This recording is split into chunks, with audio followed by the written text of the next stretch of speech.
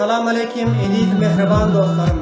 Hemmelerinizi öncelikle saygıyla, sevgiyle, muhabbetle selamlıyorum. Pazar günü 18 Temmuz İstanbul'da Apartman Konseyi'nin önünde Abdurrahman binimiz için tezahürat olacak.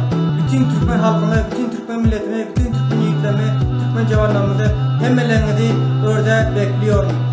Ben kaçak yapıyorum. Burada kaçak polisler yakalar asla korkmam. Hemmelerse resmi oldu polislerin, komutanların, jandarmaların hem hiçbirine haber var. O yüzden hiç korkmayacaksın.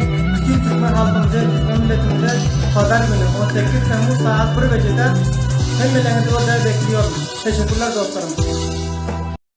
Assalamu alaikum Türkmen kardeşlerim, hemeleriniz geceleriniz hayırlı olsun. 18 Temmuz Pazar günü saat 1 gecede İstanbul'da Afganistan konsolosluğunun önünde Abdurrahman için bir tezahürat başlayacak. İnşallah size hemmeleriniz hem öyle çağırıyor hem madem gelip bilirsinizler. İstanbul'da yaşayanlar ve Türkiye'nin her bir yerinden gelmek isteyenler varsa 18 Temmuz Pazar günü saat 1 gecede başlayacak.